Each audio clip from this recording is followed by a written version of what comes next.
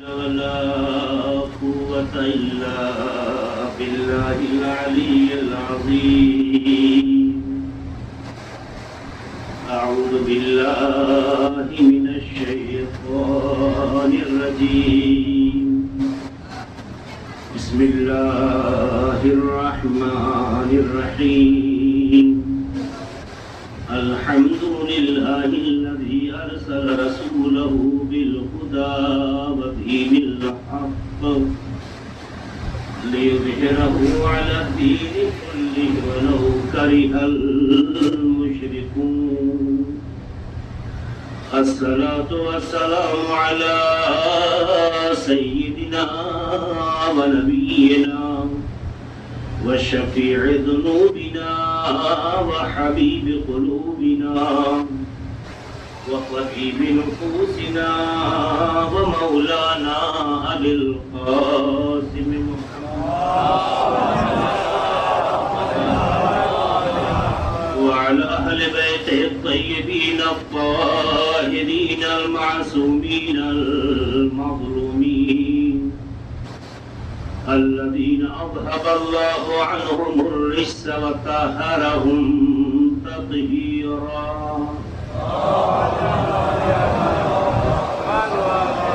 ولعنة الله على أعدائهم وغاصبي حقوقهم ومنكري فضائلهم أجمعين من ليلنا هذا إلى قيام يوم الدين.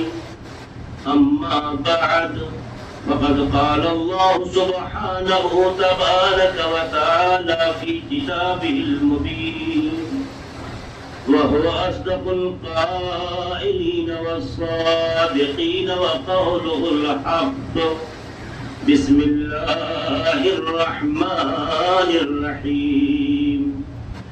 إن الذين قالوا ربنا الله ثم استقاموا تتنزل عليهم الملائكة ألا تخافوا ولا تحزنوا وابشروا بالجنة التي كنتم توعدون. صلى الله عليه وسلم.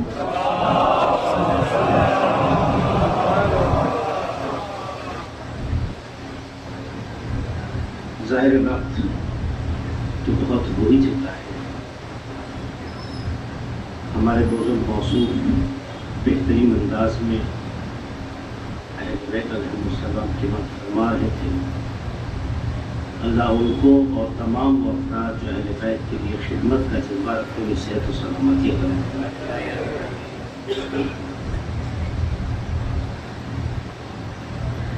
کل ہماری گفتگو سورہ فصلت کی آیت نمبر 30 کے حوالے سے یہاں تک پہنچی تھی کہ ہم سب کی ذمہ داری ہے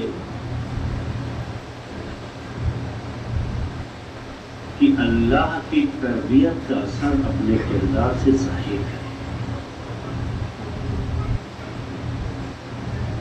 اور یہ تربیت کا اثر اسی وقت ظاہر ہوتا ہے اور سچ میں اسی وقت پتہ چلتا ہے جب انسان آزمائشوں کے دور سے اور اپنی طبیعت اور مزاج کے خلاف ماحول سے گزرتا ہے.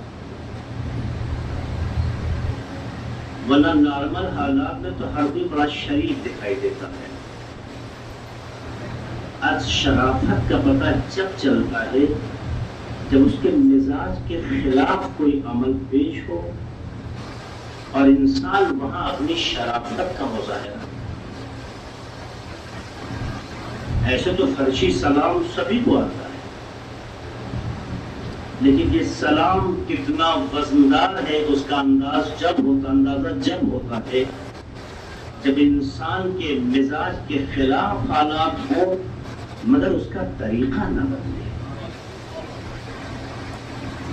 ایسے سبھی مسکرا کے باتیں کرتے ہیں, سبھی بڑے اچھے انداز سے گفتگو کرتے ہیں. آپ دیکھیے بہت سے لوگ ایسے ہوتے ہیں کہ گھر سے باہر نکلتے ہیں تو لگتا ہے کہ اس سے اچھا انسان نہیں ہوگا, ان سے زیادہ کوئی شریف نہیں ہوگا. لیکن جب گھر کی چہار دیواری میں داخل ہوتے تو بچے کہتے ہیں ان سے بڑا شیطان کوئی نہیں ہوگا. یہ پریکٹیکل کی بات ہے جو میں عرض کر رہا ہوں. باہر کی دنیا میں خود کو سجا کے پیش کرنا یہ حقیقت نہیں ہے. حقیقت وہ ہے جو کبھی بدلے نہیں. جہاں ماحول دیکھ کر انسان خود کو بدلنے لگے اسے بہروپیہ تو کہہ سکتے ہیں, حق پسند نہیں کہہ سکتے. جہاں ماحول دیکھ کر انسان اپنے کو بدلنے لگے اسے بہروپیہ کہتے ہیں. جس کا مربی اللہ ہو, جس کی تربیت خدا نے کی ہو, اس کی تربیت کا اثر ہمیشہ دکھنا چاہیے. اگر دکھتا ہے, دکھائی دیتا ہے, نظر آتا ہے تو ہم کامیاب ہیں, اور اگر ایسا نہیں ہے تو ہمیں کوشش کرنا چاہیے. کل یہ بات کہی گئی کہ ایک قطرہ آنسو ہماری نجات کا ضامن ہے. امام حسین کے نام پر دل سے نکلنے والی آواز اور محبت کے ساتھ سینے پہ پڑنے والا ہاتھ ہماری نجات کا ضامن ہے, مگر ایک شرط ہے. شرط یہ ہے کہ جو یہ طہارت کے راستے ہمیں ملے ہیں انہیں پانے کے بعد اپنے عمل سے انہیں کھو نہ دیں. انہیں پانے کے بعد انہیں کھو نہ دیں. اس پر بہت غور کیجیے گا. لوگوں نے کل ہمیں پیش کیا تھا آپ کے سامنے. رونے والے تاریخ میں بہت ہیں, صرف آپ ہی نہیں روئے, بہت لوگ روئے ہیں. ہمدردی میں بھی روئے ہیں, انسانی جذبے سے بھی روئے ہیں. مگر جناب علی اصغر علیہ السلام کو دیکھ کر یزیدی لشکر کے بعض افراد جو رو رہے تھے, اس نے رونے کی دعوت دی تھی.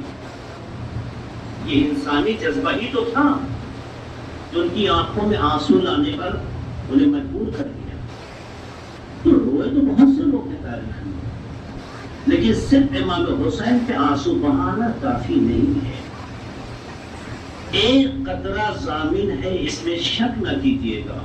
کل میں نے اشارہ کیا تھا کہ جب انسان معرفت کے ساتھ یا حسین کی محبت میں ایک قطرہ آنسو گراتا ہے تو روایتیں کہتی کہ اللہ اس کے سارے گناہ کو معاف کر دیتا ہے.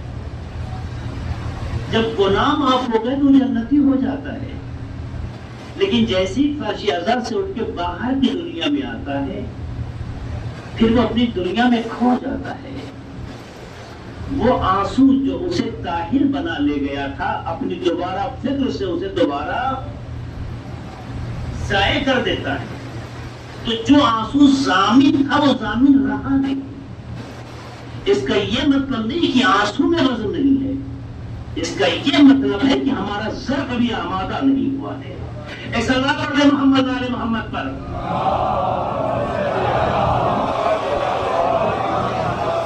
ان باریکیوں پر توجہ رکھنے کی ضرورت ہے.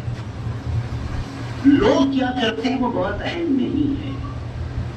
اکثر شیطان وسوسہ ہمارے اور آپ کے ذہن میں کسی بنیاد پر کرتا ہے, ارے وہ بھی تو ایسے کرتے ہیں, فلاں جگہ فلاں مولانا کو دیکھا ہے, داڑھی سفید ہو گئی ہے, وہ بھی تو ایسا کرتے ہیں. اس طرح کی باتیں اگر کسی کے ذہن میں جنم لیتی ہیں تو اس کا یہ مطلب ہے کہ شیطان اسے ہدایت کے راستے سے روک رہا ہے. کیوں؟ چونکہ اللہ ہر انسان کے اس کے عمل کا حساب مانگے گا, پڑوسیوں کا حساب اس سے نہیں مانگے گا. ہر انسان اپنے عمل کا ضامن ہے.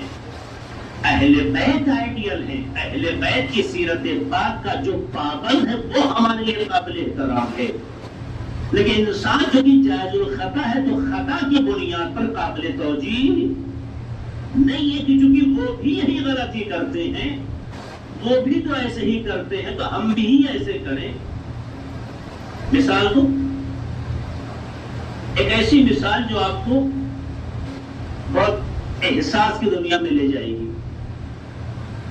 آپ نے ہندوستان میں دیکھا ہوگا بہت سے علماء کو بھی دیکھا ہوگا, ایام ازا ہو چاہے اس کے علاوہ کا زمانہ ہو, ہاتھ میں ڈور باندھے ہوتے, دھاگا باندھے ہوتے, دیکھا ہوگا, ہے نا.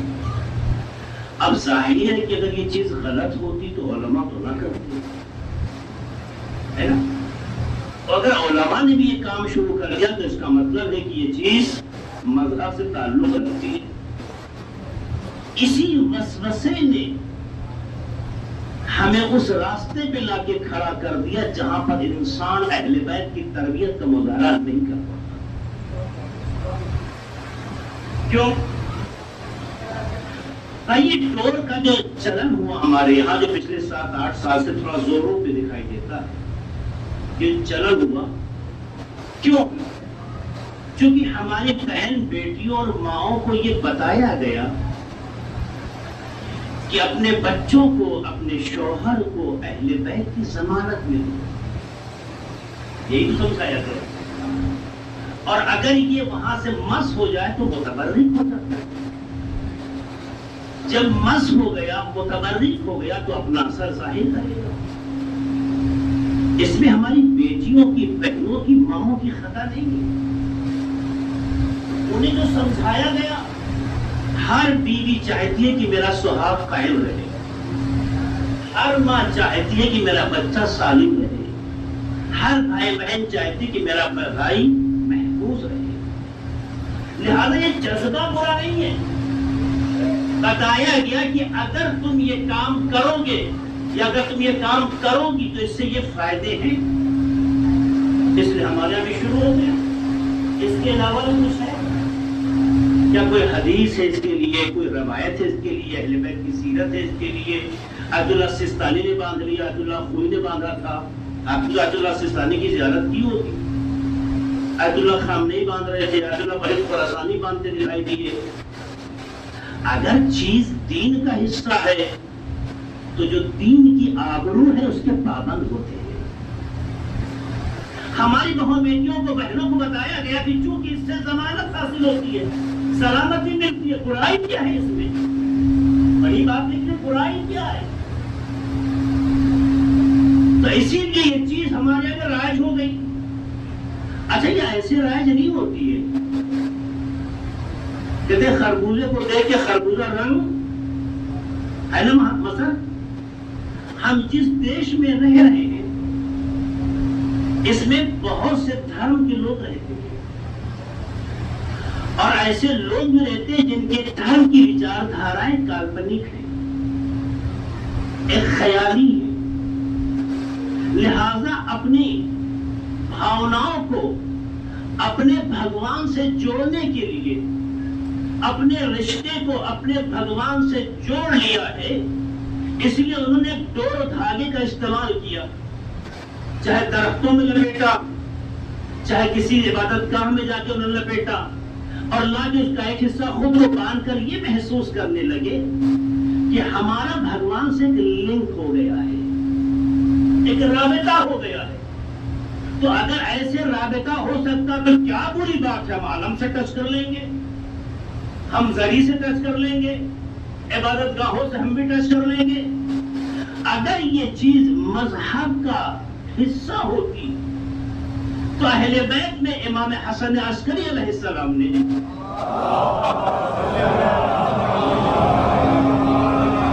جب مومن کی 5 علامتیں بتائی، جس میں ایک علامت یہ بھی بتائی کہ ان کے داہنے ہاتھ کی انگلی میں انگوٹھی ہو، وَاتَّخَذْتُمْ بِالْيَمِينِ، امام نے کیا فرمایا کہ ان کے داہنے ہاتھ کی انگوٹھی، داہنے ہاتھ کی انگلی میں انگوٹھی ہو۔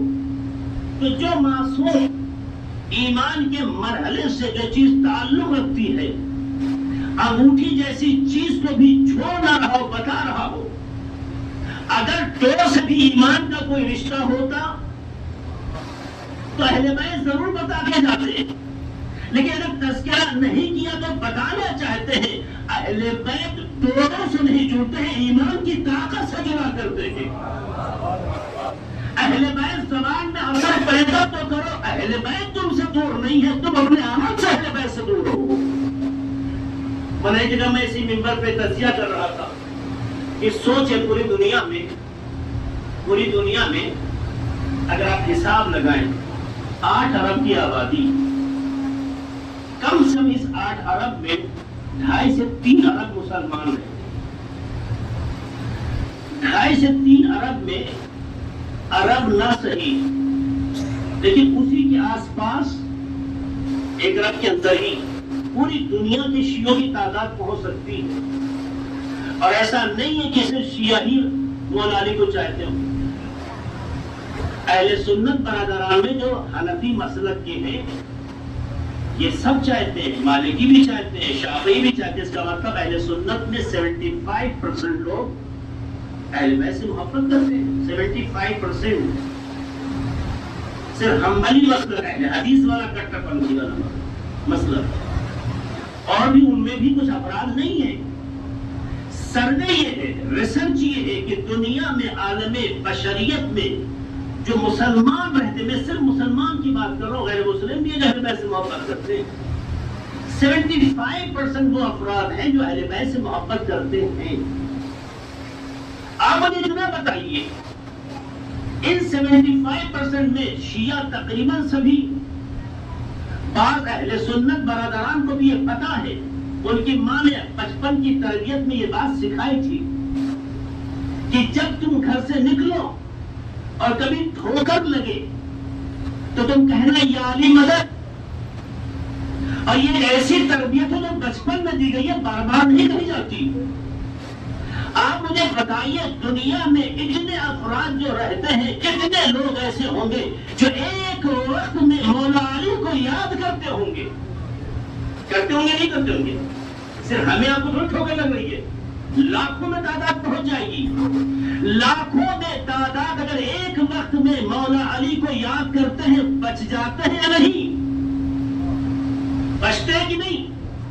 बच जाता है। इसका मतलब यह है, आपका ईमान कहता है, आपका अकीदा यह कहता है, तादाद कितनी ज्यादा क्यों ना हो, जब भी मौला को याद किया जाएगा, मौला मदद के लिए आ जाएंगे। तो अजीजों, जब मौला को बुलाया गया, मौला पैगंबर सब तक पहुंचकर ये बताना चाहते हैं कि तुम ने बुलाने में देर कर सकते हो, उनके आने में देर नहीं होती। बात क्लियर है? अगर ये बात क्लियर है तो फिर ये डोर की रस्म कहां से शुरू हुई? ये धागा कहां से जो है मजहब की शक्ल त्याग करने लगा? क्या अहले बैत का रिश्ता डोर के जरिए जोड़ता है? अरे जिससे हम आप बनाते हो और जो पानी पड़ते पड़ते अपना एतबार खो देता हो, जिसमें आज जो शक्ति है कल नहीं रहने वाली हो, जो खुद अपने बचने में आपका मोहताज हो, वो अहले बैत से बचाने का जरिया कैसे बन जाता है? इसका मतलब ये है कि कुछ ख्यालात हैं जिनको हमने मजहब का रुख दे दिया है और उसी एतबार से दूसरों की तरफ बढ़ गए। अजीज़ों, अहले बैत कहते हैं, अपने दिल की ताकत को तुम बढ़ाओ, अपनी जबान की तहारत को तुम आगे बढ़ाओ, अपनी मारिफत को तुम आगे बढ़ाओ। जब अहले बैत का रिश्ता दिल से है तो डोरों से जोड़ने की जरूरत नहीं है। मगर लोग करते हैं, बहुत से सादे ज़हन के उलमा है, वो भी पहनते हैं। तो अब चूंकि उलमा ने भी कर लिया तो कहते साहब वो भी तो पहनते हैं। याद रखिएगा, जिसके भी हाथ में इस लिबास को पहनने के बाद ऐसे रास्ते से अहले बैत की तरफ जोड़ने का जज्बा पैदा हो जाए, न कुरान की तरबियत हो, न अहले बैत की तरबियत हो, न सीरत मुतशर्रीन हो, न अहले बैत की सीरत हो, न दीन के पाबंद हमारे बुजुर्ग उलमा का तरीका हो, अगर ऐसा कोई तरीका कोई फॉलो करता है तो ये उसकी पसंद है, अहले बैत की मोहब्बत नहीं है। यही वजह है कि हमारे समाज में बहुत से लोग फला मौलाना ये करते हैं तो हम भी करने लगे। जी नहीं, अगर मौलाना कुरान और सुन्नत के पाबंद है तो हमारे लिए काबिल एहतराम है। अगर नहीं है, उनमें भी हर तरह के लोग होते हैं, नहीं है तो अखलाकी एहतराम अपनी जगह है, मजहबी एतबार से आइडियल नहीं है। तो अक्सर हमारे यहाँ मुश्किल कहाँ आती है? दूसरों को देखकर कि वो भी ये काम करते हैं, अपनी गलती का एहसास खत्म हो जाता है, क्योंकि वो भी ऐसा कर रहे हैं। मैं कल भी ये बात कह रहा था, आज भी ये बात आपसे कह रहा हूँ, इतना याद रखिएगा, अल्लाह अपने उसूलों की बुनियाद पर आपसे सवाल करेगा। लोगों के अमल आपकी जिम्मेदारी नहीं है। कुल्लु नफ्सिन बिमा कसबत रहीना, जैसा करोगे वैसा भुगतोगे। لا تزر وازرۃ وزر اخرى، اللہ کسی دوسرے کا بوجھ کسی دوسرے کی گردن کو نہیں ڈالتا ہے. لہذا آؤ اہل بیت کی تعلیم و تربیت سے خود عامل بنو تاکہ معیاری زندگی ہو تو دوسرے فالو کر سکے. سلام علیہ محمد علیہ محمد.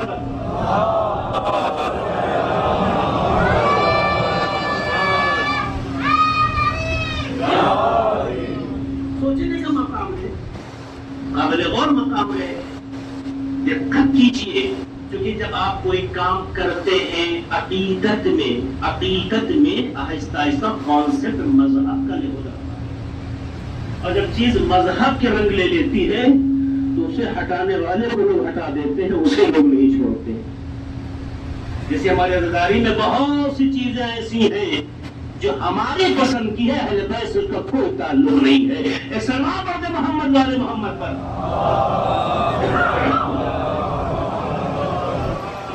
تو عزیزوں جوانوں سے میں مخاطبہ یہ کہنا چاہتا ہوں، ہماری اور آپ کی ذمہ داری یہ ہے کہ ہمارا جب مربی تربیت کرنے والا خدا ہے، لہذا آپ کو یہ سوال کریں مولانا تم دھاگے کو کیا کریں؟ اس دھاگے کو یا جیب میں رکھ لیجیے یا اپنے سامان میں رکھ لیجیے یا پانی میں کرا دیے، کیونکہ آپ نے بہرحال مس کیا تو اس کا احترام مس کی بنیاد پر ہے، لیکن وہ آپ کی نجات کا ضامن نہیں ہے.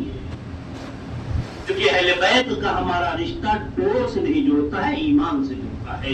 ایک سلام پڑھ دے محمد والے محمد پر.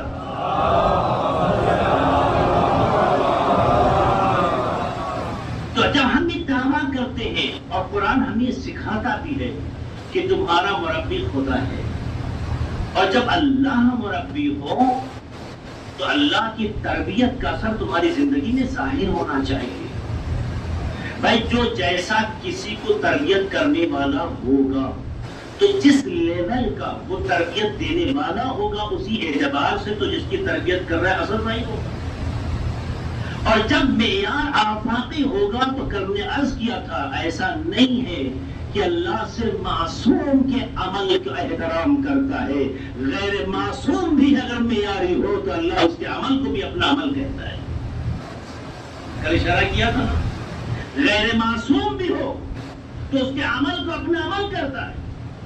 اور اللہ غیر معصوم میں بھی ایسے لوگوں میں بعض افراد دکھائی دیتے ہیں کہ اللہ نے ان کے عمل کو اتنا عزت دی، اتنی اہمیت دی کہ اگر بلال جیسا غلام جو حبشی تھے، کبھی کسی زمانے میں حبشے کے کہلانے والے تھے نا، جو غلام تھے، جو بلیک تھے، معاشرے میں دیکھنے کے لائق نہیں سمجھے جاتے تھے، لیکن جب محبت اہل بیت رسول کی محبت دل میں پیدا ہوئی اور رسول کی تربیت کا اثر ان پر ظاہر ہوا، جس بلال کا لب و لہجہ بھی عربی نہیں تھا، جب بلال اذان دیتے تھے تو بلال کی اذان میں عربی اس معیار کی نہیں ہوتی تھی جو عربوں کی ہوتی تھی، لیکن دل بات تھا، زبان سچی تھی، فکر بلند تھی، تو اللہ نے بلال کو درجہ دیا کہ اگر بلال اذان نہ دے تو سب لوگوں کو نہیں ہوتی.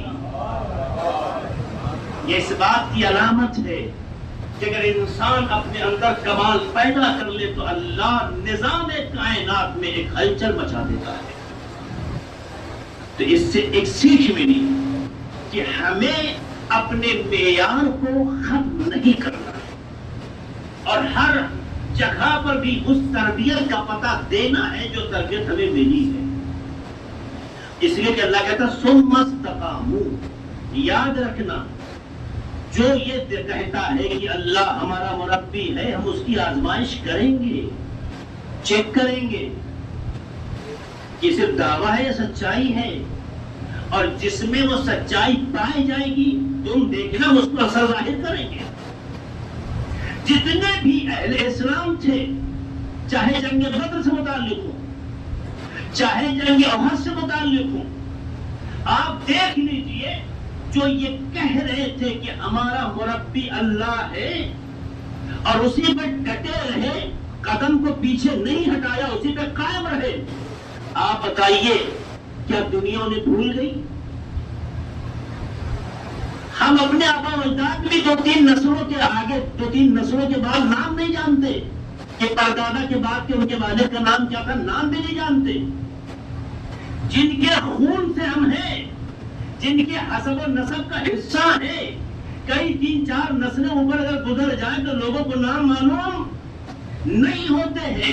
لیکن سوچئے کہ جو 1400 سال پہلے اللہ کی تربیت کا مظاہرہ عمل کے ذریعے کرتے ہوئے، چاہے وہ بدر میں شہید ہوئے ہو، چاہے وہ احد میں کام آ گئے ہو، آج بھی 1400 برس کے بعد بھی ان کا تذکرہ ہونا یہ اس بات کی علامت ہے کہ جو اللہ کے معیار پر کھڑا اترتا ہے، زمانہ چھوٹا ہوتا ہے، یاد ان کی فراموش نہیں ہوتی. ایک نظام ہے، یہ خدا نے چاہے ایک نظام بنایا ہے، جسے کل میں نے اشارہ کیا تھا. اور شب عاشور سے پہلے کی تاریخ اور ہے، شب عاشور کے بعد کی تاریخ اور ہے. حر نے جب اپنے اندر طہارت کردار پیدا کر لیا تو اثر یہ ہوا کہ اہل بیت نے حر کے ماضی پر ایسا پردہ ڈالا کہ حر کا ماضی کیا تھا، پاسٹ کیا تھا، نہ کوئی بحث کرتا ہے نہ کوئی گفتگو کرتا ہے. کیونکہ جب امام کے آغوش میں آ گئے، امام نے سیرت سے لگا لیا تو حر کو اتنا معیاری بنایا کہ علیہ السلام بن گئے. اس کا مطلب یہ ہے کہ جو اللہ کی تربیت کا مظاہرہ اپنے کردار میں کرنے لگے، استقامت کا ثبوت دے، منظر امتحان میں کامیابی سے آگے بڑھ جائے تو اللہ اس کی حیثیت کو اتنا بلند کر دیتا ہے کہ جہاں تذکرہ آقا کا ہوتا ہے وہی غلاموں کا ہونے لگتا ہے. یہ سچائی ہے، مگر اس کے لیے امتحان دینا ہوگا، اس کے لیے آزمائش ہوگی. آپ کتنا کھڑے ہیں یا نہیں آپ کو بتانا ہوگا، اور اللہ نے لیا امتحان. اور دیکھیے امتحان استقامت کی منزل اگر آ جاتی ہے تو خدا کا وعدہ کیسے پورا ہوتا ہے. آپ کو واقعہ اچھی طرح سے یاد ہوگا جناب موسیٰ کا.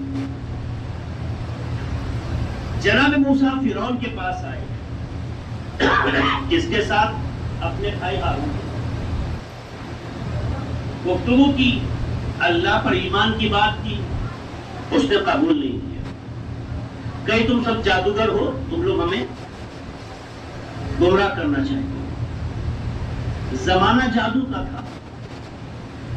طے پایا کہ ہم جب تمہاری بات کو مانیں گے جب تم مقابلے میں جیت جاؤ. جناب موسیٰ کے مقابل فرعون نے اپنے تمام ان جادوگروں کو جو تاریخی اعتبار سے اپنے زمانے میں مشہور تھے ان سب کو بلایا، اور بلانے کے بعد کہا کہ دیکھو ہمارا مقابلہ موسیٰ سے ہے، تمہیں ہرانا ہے. فرعون حاکم ہے، تمہیں ہرانا ہے. کہ اگر ہرا دیا تو کہا پھر کیا؟ کہا سرکار بتائیے تو ہمیں آپ کیا درجہ دیں گے، ہمیں کیا مقام دیں گے؟ کہا تم سب ہمارے مقرب ہو جاؤ. کیا ہو جاؤ گے؟ مقرب ان درباری، یعنی ہمارے نزدیک. مقرب کہتے ہیں قریب ہونے، نزدیک. تم سب مقرب بارگاہ ہو جاؤ گے. یعنی ابھی تک میں جادوگر کی حیثیت سے جہاں بھی سماج میں رہ رہے تھے، لیکن اگر تم نے موسیٰ کو ہرا دیا اور تم جیت گئے تو انعام تو دیں گے، انعام تو دیں گے. اس کے علاوہ تمہاری حیثیت اس طرح سے ہو جائے گی کہ تم میرے مقرب ہو جاؤ گے. مجھے بتائیے ہمارے سماج میں اگر کوئی بڑے پوسٹ یا مقام والا اگر کسی کو اپنے نزدیک ہونے کا وعدہ دے دے تو لوگوں کا جذبہ کیسے ہو جائے گا؟ میں بات پی ایم اور سی ایم کی نہیں کہہ رہا ہوں، چھوٹے چھوٹے گلیوں میں گھومنے والے بھی جو سیاسی ہوتے ہیں اگر وہ بھی دیکھ لے تو لوگوں کا سینہ چوڑا ہو جاتا. ہوتا یا نہیں ہوتا؟ کیوں ہوتا ہے؟ بہت سے لوگ اپنے قد کو سیاست سے جوڑنے میں بلند سمجھتے ہیں. حتیٰ تو یہ ہے، یہاں تک میں نے دیکھا ہے کہ بہت سے اس لباس میں بھی آنے کے بعد بھی سیاست مداروں کے پیچھے جانے ہو جاتے ہیں، اپنے قد کو بلند سمجھ جاتے ہیں. رسول کا لباس جسے بلند نہ کر سکا ہو، ایسا موقع میں محمد علیہ خبر پر غلط میں سمجھا جائے. سیاست میں جانا ہے نہیں ہے، اپنے اس لباس کو اس کے ساتھ جوڑنے میں بلند سمجھنا یہ ہے. ورنہ جس میں صلاحیت ہے کہ وہ سیاست دنیا میں جا سکتا ہے جانا چاہیے. نہج البلاغہ میں مولا علی بھی فرماتے ہیں جس کو بھی صلاحیت ہے، البتہ صلاحیت ہو آج کے نیتاؤں کی طرح نہیں، جس میں یہ صلاحیت ہے کہ وہ خدمت خلق کر سکتا ہے، لوگوں کے کام آ سکتا ہے، ایسے انسان میں اگر یہ صلاحیت ہے تو اسے سیاست میں آنا چاہیے. کیونکہ ہمارے اہل بیت کو ساسا کا لفظ جانے میں ساسا کا لفظ آیا ہے، یعنی ہمارے تمام ائمہ سیاست مدار. سیاست کا لفظ بدنام ہو گیا ہے. سیاست کہتے ہیں حسن تدبیر کو کہ سانپ بھی مر جائے لاٹھی بھی نہ ٹوٹے. اس حکمت عملی کا نام سیاست ہے، مکاری کا نام سیاست نہیں ہے. کیونکہ آج ہمارے سماج میں جو جتنا بڑا مکار ہے اتنا بڑا سیاست مدار ہے. جو جتنا اچھا جھوٹ بول لیتا ہے وہ سب سے بڑا حاکم ہے. جو آنکھوں میں دھول چھوڑ کے جو ہے باتیں کر سکتا ہے اس کو سب سے بڑا عہدہ مل جاتا ہے. تو چونکہ دنیا میں سیاست کی چھوی، راجنیتی کی چھوی بدنام ہو چکی ہے، اس لیے اس لفظ سے آپ کو نفرت ہے. ورنہ مولانا کہتے ہیں اگر کسی میں صلاحیت پائی جاتی ہے، اگر سیاست بری چیز ہوتی تو مکے سے مدینہ آنے کے بعد پیغمبر حکومت تشکیل نہ دیتے. آپ سمجھ رہے؟ میرا موضوع نہیں، میں وہاں جانا نہیں چاہتا. بتانا چاہتا ہوں جس میں صلاحیت ہے جاؤ سیاست میں، لیکن تم اپنے قد کو اس سیاست مدار سے جوڑنے کی بنیاد پر غلط نہ سمجھو. اگر تم وہی پہلے بیٹھ ہوگا، اگر لباس پیغمبر ہے تمہارے بدن پہ تو تمہارا اسٹیٹس یہ ہے کہ دنیا تم سے سیکھے، تم استاد بنو. جو چھپ جائے اس لباس کو پہن کر اس بنیاد پر کہ اس کا عہدہ اونچا ہے، اس کا مطلب ہے اس لباس کو ہلکا سمجھاؤ سے بلند. یہ قبول نہیں. ورنہ آپ جائیے. تو میں کچھ کہنا چاہتا، بات آگے بڑھ گئی. میں یہ بتانا چاہتا ہوں کہ اپنے معیار کو بلند کیجیے، اپنی حیثیت کو معیاری بنائیے. حاکم سے قریب ہونے کا حوصلہ ہر دور میں لوگوں میں رہا ہے، ہر دور میں رہا ہے. صاحب ہم تو مقرر بارگاہ ہو جائیں گے. سوچیں جادوگر جو پتہ نہیں سماج کے کس کونے میں پڑے رہتے رہے ہوں گے، اور فرعون کہہ رہا ہے کہ کل تم اگر جیت گئے اور انہیں ہرا دیا تو انعام تو دیں گے، اس کے علاوہ تم میرے خاص ہو جاؤ گے. تو کتنا اندر سے انہیں ریلیکس ہوا ہوگا، کتنی خوشی ہوئی ہوگی. دقت کی جگہ میں جوان، یہ واقعہ میں یوں نہیں سنا رہا ہوں، قرآن پڑھتے رہتے ہیں آپ، یہ واقعہ سنتے تھے. اس واقعے کا نتیجہ واقعی ہوتی ہے. سب کچھ ہو گیا، آگے وعدہ گاہ میں دونوں پارٹی کے لوگ آ گئے، انہیں انعام بھی ملنے والا ہے، مقررہ بارگاہ بھی ہونے والے ہیں. کہ پوری شکتی کو چھوپ دیں گے تاکہ کامیاب ہو سکیں. جناب موسیٰ سے کہا آپ نے کہا نہیں. اس کا مطلب کبھی بھی مقابلہ ہو اسلام شروع، اسے نوٹ کیجیے، یہ پوائنٹ کی بات ہے جو لاسٹ میں آپ کے حوالے کروں گا. اسلام کبھی شروع نہیں کرتا. جو اسلام کا ہدف مقابلہ نہیں ہے، چونکہ سامنے والا صلاحیتوں پر سوال اٹھاتا ہے تو اس کا جواب دیا جاتا ہے، اور ڈیفنس کرنا تو اپنا حق ہے. نتیجہ یہ ہوا انہوں نے اپنی رسیوں کو پھینکا. پھینکنے کے بعد اترانے لگے کہ میری رسیاں سانپ بن گئی. جناب موسیٰ کی طرف دیکھنے لگے، کبھی فرعون کی طرف دیکھ رہے ہیں. اتنے میں اللہ نے جو جناب موسیٰ کو حکم دیا، آپ نے عصا زمین پہ مارا. جیسے ہی آپ نے زمین پہ عصا ڈالا، ڈالتی اژدہا بن گیا. اژدہا بنتے ہی سارے سانپوں کو نگل گیا. عزیزوں جب نگل گیا تو ہونا تو یہی چاہیے تھا نا کہ جو اپنے بارے میں یہ سوچ کے آیا تھا کہ موسیٰ کو ہرا دیں گے، حسد و تکبر اسے مقابلے میں ایسا کچھ رفتار اور کردار پیش کرنے کا مظاہرہ کرنے پہ مجبور کرتا کہ جو جناب موسیٰ کے وجود پر اشارہ کرتا یا ان کی صلاحیتوں پر زیر سوال لے جاتا. مگر تاریخ سے پوچھئے، تفسیر سے پوچھئے، قرآن کی آیتوں سے پوچھئے، جیسے ہی انہوں نے یہ دیکھا کہ ہمارے اژدہا کو ایک عصا، ہمارے سانپوں کو ایک اژدہا جو عصا کی شکل عصا تھا پہلے، اژدہا بن کے نکل گیا، سب کے سب زمین پہ گر گئے. قالوا آمنا برب موسیٰ و ہارون. انہوں نے کہا ہم موسیٰ اور ہارون کے رب پر ایمان لائے. نہیں کہا آمنا باللہ، یہ کہا اللہ پر ایمان لائے. جملہ بہت کیجیے گا، نہیں کہا اللہ پر ایمان لائے جو موسیٰ کا اللہ ہے، جو ہارون کا اللہ، یہ نہیں کہا اللہ، نہیں جملہ نہ کہہ کے رب کا لفظ استعمال کیا. ہم موسیٰ کے، ہم ہارون کے رب پر ایمان لائے. یہ آیت کیا کہہ رہی ہے؟ ان الذین قالوا ربنا اللہ، جو یہ کہتے ہیں ہمارا رب اللہ ہے، اس کا مطلب یہ ہے کہ رب کے ذریعے سے استقامت کی منزل دیکھی جاتی ہے. تو موسیٰ کے سامنے بھی ان جادوگروں نے سر کو سجدے میں رکھنے کے بعد نہیں کہا کہ ہم موسیٰ اور ہارون کے اللہ، بلکہ کہا ان کے رب پر. اس کا مطلب یہ ہے جب تربیت معیاری ہو. لمحہ فکریہ ہے بھائی، فرعون سے قریب ہونے والے تھے، فرعون سے انعام پانے والے تھے، یہ سارا جذبہ تھا.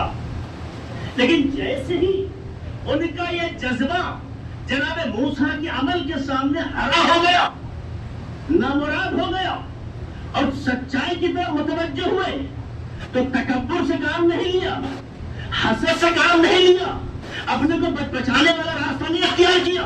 جب حقیقت کو دیکھ لیا اور محسوس کیا ہماری شکتی کا وزن کیا ہے، موسیٰ کی شکتی کا وزن کیا ہے، فوراً سجدے میں چلے گئے. جب سجدے میں چلے گئے تو پتہ ہے فرعون نے کیا کہا؟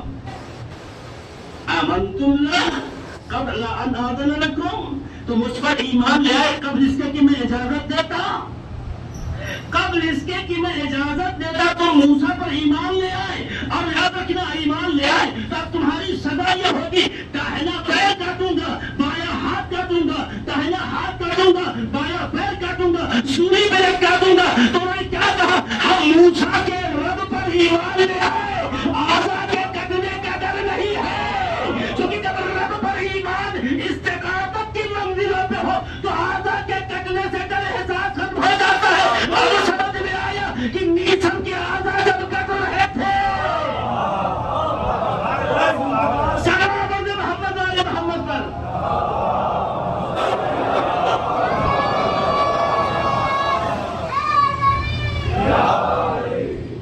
اس کا مطلب یہ ہے استقامت چاہیے.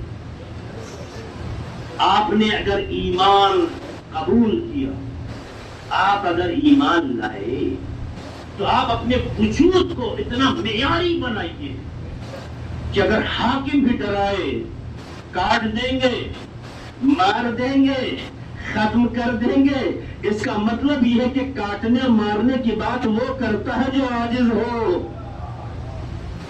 کاٹنے اور مارنے کی بات وہ کرتا ہے. وہ کیوں نہیں کہہ رہا ہے کہ اگر تم راستہ بھٹک گئے ہو تو میں تمہیں صحیح راستہ دکھاؤں گا؟ یہ نہیں کہا ہے. شکتی پردرشن شروع کر دیا ہے. اس کا مطلب یہ ہے شکتی پردرشن فرعون کا کام ہے، اللہ کے نمائندے کا نہیں. اللہ کا نمائندہ شکتی پردرشن باطل کو کچلنے کے لیے کرتا ہے، انسانوں کو مارنے کے لیے نہیں. شکتی پردرشن ہے، ایسا نہیں ہے، لیکن ایک ہوتا ہے نظریہ بدلنے کے لیے کوشش کرنا، ظلم کو ختم کرنا، ایک ہوتا ہے انسانیت کو مارنا. بہت فرق ہے. اس نے ڈرایا، دھمکایا، اس کا مطلب حکومت کا کام ہی یہی ہے. عزیزوں میری باتوں کو ہلکے میں نہ لیجیے، بہت گہرائی سوچیے گا. میں بہت دور تک بات کرتا ہوں. حکومت کا کام ڈرانا ہے، حکومت کا کام بزدل بنانا ہے. حکومت کبھی آپ کو مارنے کی بات کرے گی، کبھی فیملی کو پریشان کرنے کی بات کرے گی، کبھی آپ کے گھر کو گرانے کی بات کرے گی. حکومت کا کام یہی ہو گیا ہے. تو حکومتیں اپنا کام کریں گی، لیکن اگر تمہیں اپنے خدا پر یقین ہے تو جس دنیا میں اس نے پیدا کیا ہے، جب تک وہ سایہ نہ چھینے مکان گرا سکتا ہے، سایہ نہیں چھین سکتا. اس لیے بہت جلدی ایمان کا سودا نہ کر لیں، بہت جلدی خود کو بدل لیں. سرکار کیا کرے، مجبوریاں ہیں. ہماری بیٹیاں باہر جائیں گے اگر نقاب میں تو پریشانی ہوگی، ہماری مائیں اگر بہنیں اگر نقاب میں جائیں گی تو مصیبتیں آئیں گی. اس لیے ہمیں کرنا پڑتا ہے. جو ایک نقاب پر اپنا ایمان بیچ دے اسے مسلمان بھی نہیں کہتے ہیں. سلام محمد والے محمد پر.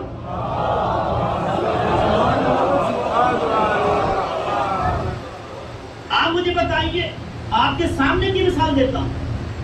اسی دیش میں رہتا ہوں اور آپ بھی رہتے ہیں.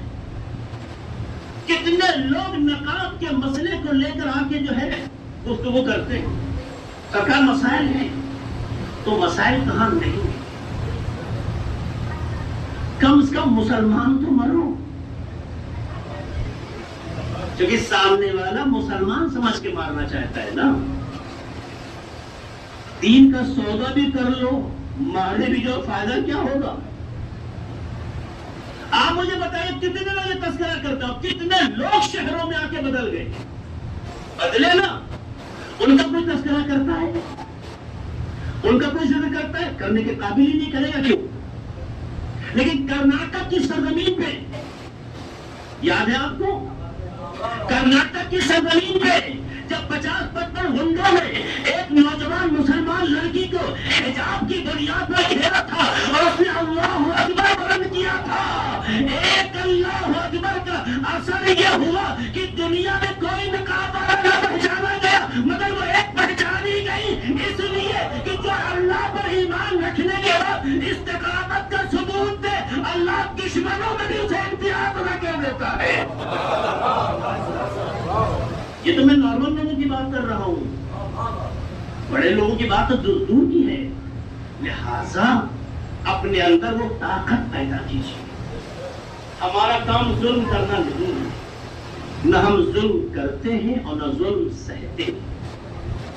ظلم تو کرنا جانتے ہی نہیں، اس لیے کہ لوگوں کو کچلنے اور مارنے کا کام وہ کرتا ہے جو عاجز ہوتا ہے. آپ کو یاد ہے نا وہ واقعہ امام موسیٰ کاظم علیہ السلام کے زمانے کا.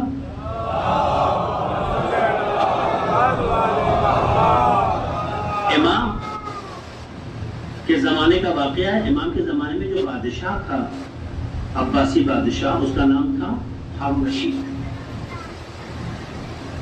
اپنے جوہر لشکر کے ساتھ گیا خانہ کعبہ. کبھی کبھی بادشاہوں کو بھی یہ احساس کرنے کا جی چاہتا ہے کہ دیکھوں میں جنتا کے درمیان کیسا ہوں. اور ظاہر کی جنتا اس سے اچھی جگہ اکٹھا، خود کا چہرہ اس لائق تو تھا نہیں جنتا اکٹھا کرتے.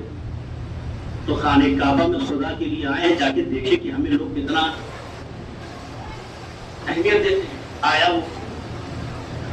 آیا لیکن کوئی اسی طرف متوجہ نہیں.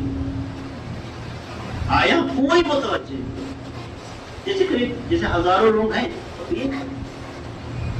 ہاں اس کے جو لشکر والے تھے ہٹو بچو کر رہے تھے، لیکن کسی کو فرق نہیں پڑ رہا تھا. اللہ کے سامنے تھے نا. اللہ کے سامنے آنے کے بعد غیر اللہ کا تصور کیوں؟ کم سے کم یہاں تو غیر زندہ رہے.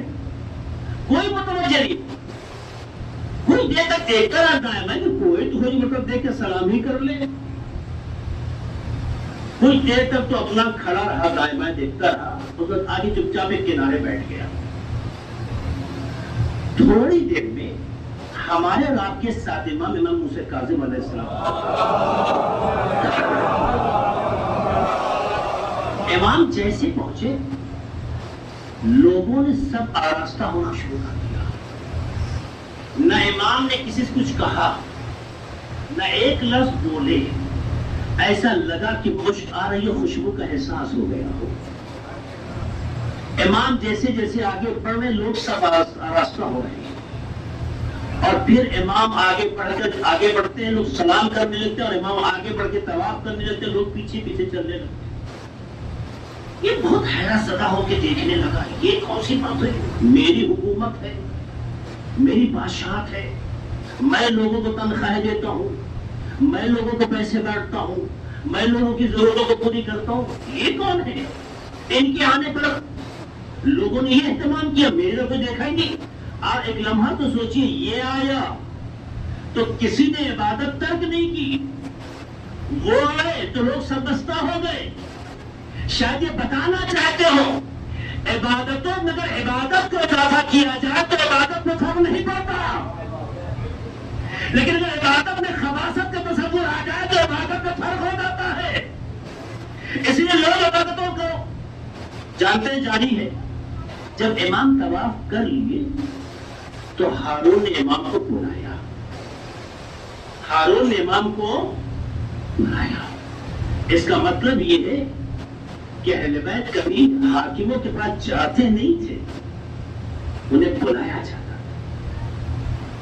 اپنے پاور کو پہچانیے، آپ اپنے کو معیاری بنائیے، معیاری ہوں گے تو حکومت آئے گی، شرط ہے کہ معیاری ہو۔ اور دیکھیے امام کو بلایا، امام آئے تو جانتے کیا جملہ کہتا ہے؟ یہ رسول اللہ فرزند رسول، حکومت میری ہے، اقتدار میرا ہے، لوگ میرے ہیں، اور لشکر میرا ہے، میں یہاں آیا تو کوئی متوجہ بھی نہیں ہو، اور آپ آئے تو لوگ سب بستہ ہو گئے، سلام بھی کر رہے ہیں، آوازیں بھی تیز ہو رہی ہیں اور عبادتیں مصروف ہیں، تو آخر معاملہ کیا ہے؟ تو امام مسکرا کے جملہ کہتے ہیں، انت امام الجسوم وانا امام القلوب۔ جانتے ہو ہم نے تمہیں فرق کیا ہے؟ تم جسموں کے رہبر ہو، ہم دلوں کے ائمہ ہیں۔ تم جسموں کے رہبر ہو، ہم دلوں کے امام ہیں۔ یعنی ہم بتانا چاہتے تھے اقتدار نشے میں گردن تو کاٹ سکتی ہے پر جھکا نہیں سکتی، لیکن اگر دل میں تربیت پیدا ہو جائے تو گردن جھکنے لگتی ہے۔ یہ اس بات کی علامت ہے کہ تربیت اسی کی ہوتی ہے جو زندہ ہو، جسے مار دیا جائے اس کی تربیت نہیں ہوتی ہے۔ تو حکومتیں مارتی اس لیے ہے کہ انہیں ہدایت کا سلیقہ نہیں آتا، اہل بیت حفاظت اس لیے کرتے ہیں کہ انہیں ہدایت کا طریقہ آتا ہے۔ سلام پڑھتے محمد والے محمد پر۔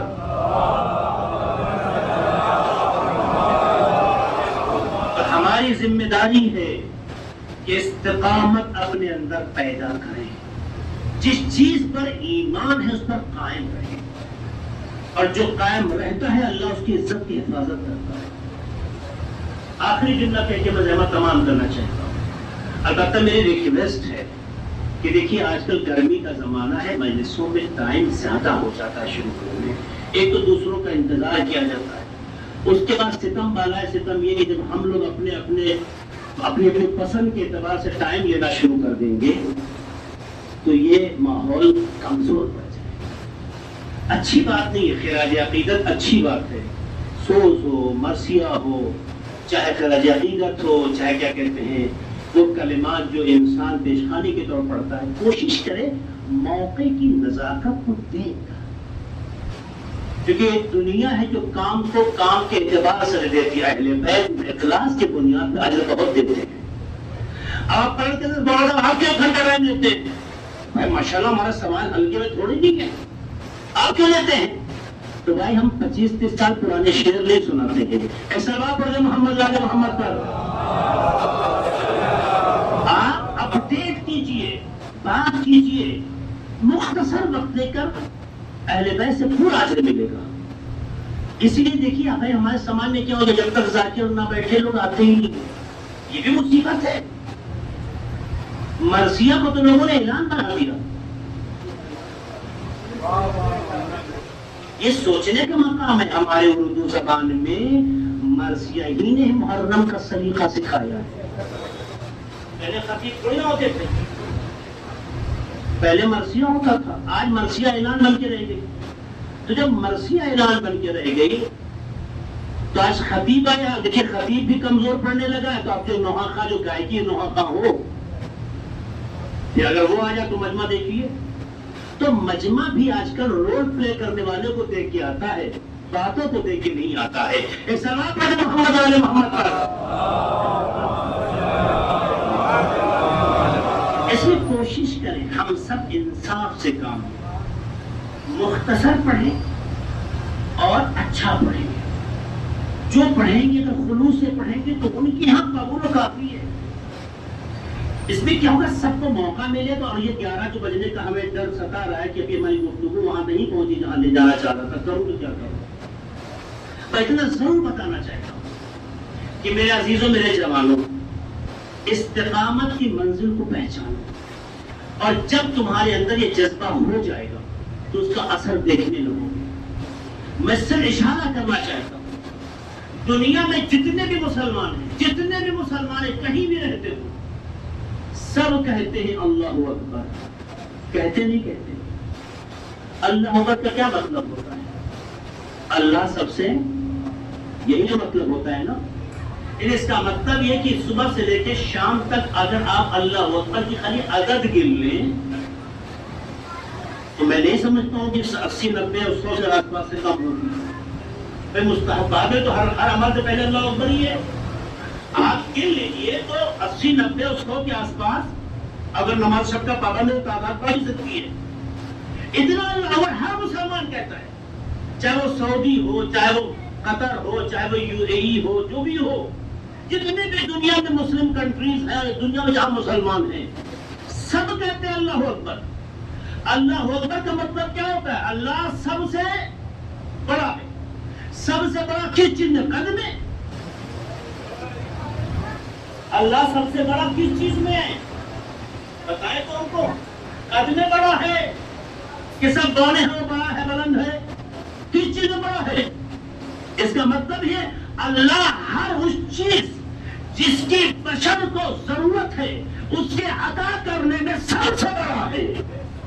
چاہے قدرت ہو، چاہے طاقت ہو، چاہے عزت ہو، چاہے دولت ہو، چاہے پاور ہو، سب کچھ عطا کرنے میں خدا. تو اگر ترجمے کو اپڈیٹ کر کے کہوں اللہ اکبر کا ترجمہ، اگر میں اپڈیٹ کر کے اکبر کا ترجمہ کروں تو اکبر کا سب سے بڑا سپر پاور. غلط ہے صحیح؟ سپر پاور ہے جو شکتی ہو، جس میں طاقت ہو، جس میں کرنے کی صلاحیت ہو. اللہ سے بڑھ کے کسی میں طاقت ہے کچھ کرنے کی؟ اللہ سے بڑھ کے کسی میں طاقت ہے عزت دینے کی؟ اللہ سے بڑھ کے کسی میں طاقت ہے پاور دینے کی؟ اللہ سے بڑھ کے کسی میں طاقت ہے کہ جو آپ کی ضرورتوں کو مکمل کر سکے؟ تو اللہ اکبر کا اعتراف سب کرتے ہیں. اس کا مطلب یہ ہے قالوا ربنا اللہ، سب کہتے ہیں. قالوا ان الذين قالوا ربنا اللہ، یہ سب کہتے ہیں. ثم استقاموا کی منزل یہ باقی ہے کہ جو ایمان ہے اس پر قائم رہو. تو جب مرحلہ عمل آتا ہے تو ہم یہ دیکھتے ہیں جتنے بھی اللہ پر کہنے والے ہیں ہر کوئی کہتا ہے ہماری طاقت کا نام امریکہ ہے، ہمارے سپورٹر کا نام امریکہ ہے، ہماری شکتی کا نام امریکہ ہے، ہماری ضرورت کا نام امریکہ ہے. عزیزوں محسوس کیا ہم نے سارے مسلمان کہتے ہیں اللہ سپر پاور ہے، لیکن مقام عمل میں کوئی اسے سپر پاور نہیں مانتا ہے. ورنہ امریکہ کو ضرورت نہ مانتا، امریکہ کو شکتیشالی نہ مانتا، امریکہ کو پاور نہ مانتا، امریکہ کو طاقت نہ مانتا. یہ سارے کے سارے اللہ اکبر کہنے کے باوجود بھی کسی اور کے سامنے جھکتے گئے. یہ شرک نہیں تو اور کیا ہے؟ زبان اسے کہتی ہے، کردار انہیں کہتا ہے. وہ سب کرتے ہیں، لیکن اللہ نے کہا یاد رکھنا میری طاقت ملے گی ثم استقاموا کی منزل میں. یعنی جو تم نے ایمان قبول کیا ہے اسی پہ قائم رہو. ایک مطلب ہے، اس کا مطلب یہ ہے کہ اگر تم کہتے ہو سپر پاور خدا ہے، یعنی تمہاری ضرورت کا نام خدا ہے، تمہاری عزت کا نام خدا ہے، تمہاری طاقت کا نام خدا ہے، تمہاری بلندی کا نام خدا ہے، اس پر قائم رہو گے تو چاہے دنیا کے خیالوں میں کتنا بڑا سپر پاور کیوں نہ ہو، اللہ ایسی عزت دے گا جو کل دنیا کو چھکاتا تھا وہ تمہارے سامنے گر گراتا نظر آئے گا. یہی وجہ ہے کہ کائنات میں ایران کی سرزمین پہ امام خمینی کے بعد جب سے اہل بیت کی تربیت لوگوں کے دل و دماغ پر چڑھ کے بولنے لگی تو اثر ایسا پیدا ہوا. کل تک کا شاہ ناک رگڑتا تھا، آج کا مومن ایسے لوگوں کی ناک رگڑتا ہے. یہ اس بات کی علامت ہے کہ جو اللہ پر ایمان رکھنے کے بعد استقامت کا مظاہرہ کرے وہ جھکاتا ہے، جھکتا نہیں ہے. طاقت کا نشہ گردنیں کاٹ سکتی ہے لیکن اسے جھکا نہیں سکتی. اب سمجھ میں آیا خامنئی کی گردن کاٹ کر وہ کامیاب نہ بنا، چونکہ حسینی گردن کٹاتا ہے، جھکتا نہیں ہے. سلام محمد والے محمد پر.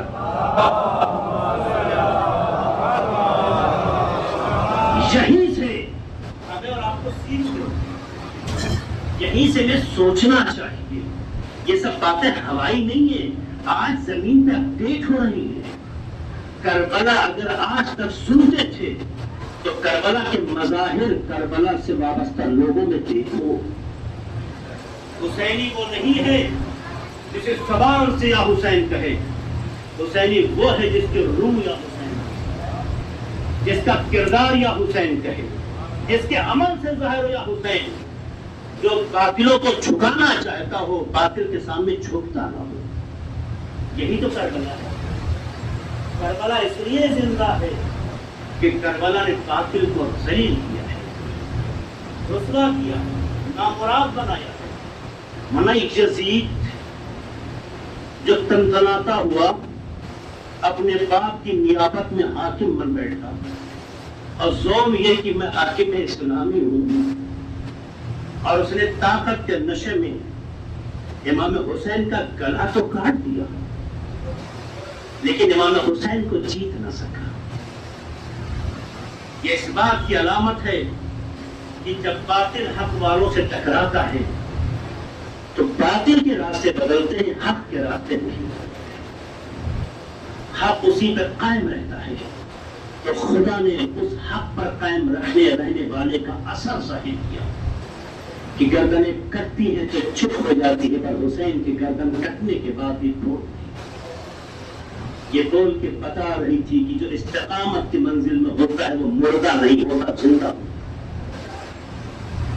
یہ ہے زندگی جو کربلا نے دی، مگر یزید نے اہل بیت کو ستانے میں کوئی کمی نہیں کی۔ تو یزیدیوں کا کام ہے حق کو ستانا، پریشان کرنا۔ یزید بھی زمانے کے اعتبار سے چہرہ بدل کے آتے ہیں تو حسین بھی زمانے کے اعتبار سے مختلف چہروں میں نظر آتے ہیں۔ یہ خالص سامنے کی عقلی بات ہے۔ اتنا بھی شعور اگر انسان میں نہ ہو تو اپنے عقل پر محسوس کرے۔ امام نے کہا تھا مثل لا یبایع مثلا، مجھ جیسا اس جیسے کی، یعنی حسین نے کربلا تک یہ سند دی ہے کہ یزید چہرہ بدل کے آئے گا تو حسین بھی اپنے معیار کے اعتبار سے آئے گا۔ آقا حسین کو نہیں ہو سکتا مگر مظہر حسین زمانے میں ملے گا، جو اپنے کردار سے اپنے آقا کی یاد کو تازہ کرے۔ ہاں زکارو بات ختم کی، ایام اختتام کی طرف تیزی سے بڑھ رہے ہیں۔ اہل حرم کے بارے میں کل عرض کیا تھا کہ کوفے تک کس طرح سے یزیدیوں نے اہل حرم کو اسیر بنا کر پیش کیا تھا، اور کوفے کے بعد جب یہ شام کی طرف لے جائے گئے تو بڑی اذیتیں تھیں۔ حالانکہ مرثی میں مصائب جناب عباس کا پڑھا گیا، یہ تو کہتا تھا کہ جناب عباس کا مصائب پڑھ دوں، لیکن یہ ایام کیونکہ آخری ایام ہے اور کل جناب سکینہ سے متعلق گفتگو ہونی ہے، اس لیے میں آج چاہتا ہوں کہ شام کے حوالے سے کچھ باتیں کروں۔ عزادارو، یہ قافلہ شام کی طرف لے جایا جا رہا ہے، کن لوگوں کو؟ ان لوگوں کو جنہیں فرشتوں نے سلام کیا، ان لوگوں کو جن پر خدا کا سلام آیا ہے۔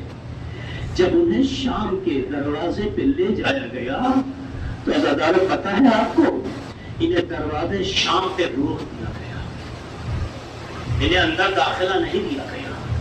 روکنے کے بعد شہر میں آواز لگائی گئی، لوگوں کو خبر کیا گیا، آؤ خارجیوں کا قافلہ آ گیا ہے، باغیوں کا قافلہ آ گیا ہے، ان کا قافلہ آ گیا ہے جس نے تمہیں جنگ بدر میں تمہارے آبا و اجداد کو مارا تھا۔ یعنی جذباتوں کو بھڑکانے والا کام شروع کیا۔ کہتے ہیں کہ یہ قافلہ یہاں کھڑا تھا۔ اب جملہ سنیے گا، امام زین العابدین علیہ السلام کچھ منظر کی طرف اپنے صحابی سے اشارہ کرتے ہیں۔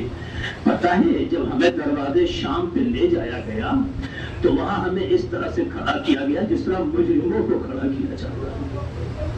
ہر کوئی آ کر ہمارے حال کو دیکھ کر ترس نہیں کھاتا تھا، ہنستا تھا، کمیں پاس کرتا تھا۔ فوجی خوشی کے مارے اپنے نیزوں کو ہمارے بدن میں چبوتے تھے۔ عزادارو یہ کوئی معمولی بات نہیں ہے، اپنے نیزوں کو ہمیں چبھوتے تھے۔ پتہ ہے جب دروازے شام کے سامنے ہم پہنچے ہیں تو ہم نے دیکھا تھوڑی دیر میں ہمارے بابا کا سر، ہمارے چچا کا سر اتارا گیا۔ اتارنے کے بعد اے زینب بنت کلثوم ہماری پھوپھیوں کے سامنے ڈال دیا گیا۔ تھوڑی دیر میں کیا دیکھا؟ ارے جناب قاسم و جناب علی اکبر کا سر جناب سکینہ کے سامنے، نہیں پتا یہ بھائیوں کا سر بہنوں کے سامنے کیوں ڈالا جاتا، اور اس طرح سے ڈالا جا رہا ہے جیسے کوئی چیز زمین پہ پھینکی جا رہی ہو۔ میں دیکھ رہا تھا اور تماشائی تماشا دیکھ رہے تھے، لوگ جشن منا رہے تھے، ہمیں نیزوں سے اذیت دے کر اپنی خوشی کا اظہار کر رہے تھے، اور اس کے بعد جب ہمیں شام میں داخلے کا موقع ملا تو ہمیں اسیروں کی طرح لے جایا گیا، گلیوں میں پھرایا جا رہا تھا، ایک منادی آگے بڑھ کے کہہ رہا تھا ان کی کوئی عزت نہیں ہے، ان کی کوئی حرمت نہیں ہے، ارے جسے جو سمجھ میں آئے ان کے ساتھ سلوک اپنا سکتا ہے،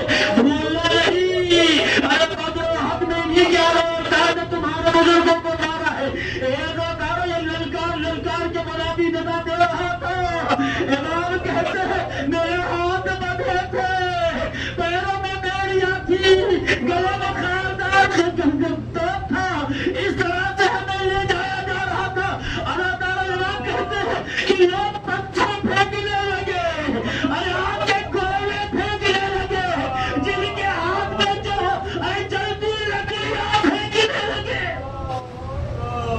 اے عزاداروں، ہاتھ آزاد ہوتے ہیں تو انسان اپنا دفاع کرتا ہے، جہاں ہاتھ بندے ہو یہ چیزیں جب آپ کے بدن آئے مبارک سے ٹکراتی ہوگی، سوچو عزاداروں، جنہیں فرشتوں نے سلام کیا ہو، جن کا احترام اسلام میں واجب ہو، جو اللہ سرکم الحجر المعتبہ کی منزل میں ہو، اگر ایسی شخصیتوں کو اذیت دی جائے، امام کہتے ہیں اسی پہ اکتفا نہیں کی گئی، اتنے دیر میں دیکھا کہ میری چھوٹی بہن سکینہ کے لیے دشمن آپس میں گفتگو کر رہے ہیں اور کہتے ہیں کہ غلام اور کنیزوں کے بازار میں لے جا کے انہیں بیچ دیا جائے۔ اللہ اللہ علیہ رسول کے ساتھ یہ بے حرمتی کا ماحول، لیکن خدا کا شکر ہے کہ انہوں نے ایسا نہیں کیا، ہمیں دربار میں پیش کیا گیا۔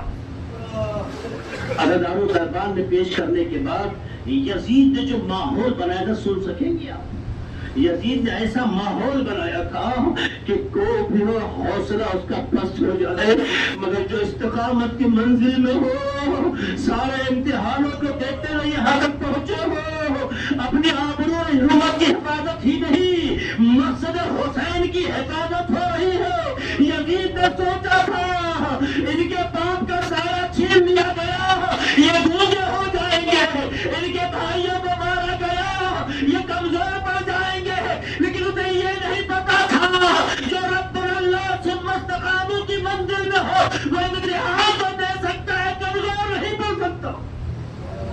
سوچے عزاداروں، کیا منزل ہوتی ہے وہ زندان کہ جہاں پر وہ دربار جہاں پر اہل حرم کو لے جایا گیا کرسی نشینوں کا مجمع ہے، ایک خاتون جو پردہ نشی ہو، کبھی اسے ایسے ماحول میں لے جائیے جہاں مردوں کا ہجوم ہو، وہ غیرت سے ڈوب جاتی ہے، اس کا برا حال ہو جاتا ہے۔ اور سوچو جناب زینب کو جب لے گئے ہوں گے، جناب ام کلثوم کو جب لے گئے ہوں گے، ارے بیویوں میں کیا گزر گئی ہوگی، شاید یہی وجہ تھی کہ جب جناب امام زین العابدین بیجاز امامت شہداء کے بدن کو دفن کرنے آئے تھے تو جناب عباس کے بدن کو دفن کرتے وقت ایک جملہ کہا تھا جو حلال موجود تھے، ان معی من یعیننی، میرے ساتھ کچھ لوگ ہیں جو میری مدد کر رہے ہیں، اس نے جناب عباس کے بدن مبارک کو چوتھے امام نے دفن کیا ہے۔ جیسے اٹھایا، اٹھانے کے بعد ایک جملہ کہا، کہتے ہیں یا ماں اے چچا لیت کنت تنظر، ارے کاش آپ دیکھ رہے ہوتے، ارے جب یہ بیوہ، ارے جب یہ اہل حرم یہ اسیر کر کے لے جا رہے تھے تو کس طرح سے طرف طرف کی آواز دے رہے تھے، سکینہ کہہ رہی تھی اے چچا میری مدد کیجیے۔ اے عزاداروں، بس آخری جملہ ہے، زحمت تمام کر دی۔ امام یہ جملہ جناب عباس کے بدن مبارک کو اٹھا کر کہہ رہے تھے، عباس سمجھ میں آئی کہ جناب عباس کا کیا حال ہوا ہوگا، اس حال کا اندازہ اس جملے سے ہوتا ہے جو آپ نے اکثر سنا ہے کہ جب یہ قافلہ اسیر بنا کے لے جایا گیا تو جناب عباس کا سر نوکے نیزہ پہ پھیلتا نہیں تھا.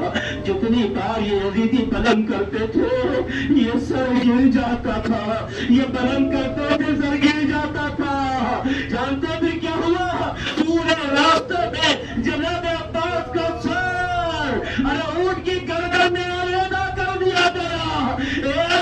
یہ اونٹ جب چلتا رہا ہوگا مولا کا سر ٹکراتا رہا ہوگا. ارے کتنی اذیت رہی ہوگی. مگر علماء کہتے ہیں کیوں نہیں جناب عباس کا سر وہ کہ ایسا بٹھایا کہ اس کی دو وجہ تھی. کہیں ایسا نہ ہو عباس کی نگاہ زینب کی نگاہ سے یا زینب کی نگاہ عباس کی نگاہ سے ٹکرا جائے. اور دوسری وجہ یہ تھی کہیں سکینہ دیکھ کے اے چچا ہمیں پانی نہیں چچا چاہیے. اِنَّا لِلَّهِ وَإِنَّا إِلَيْهِ رَاجِعُونَ.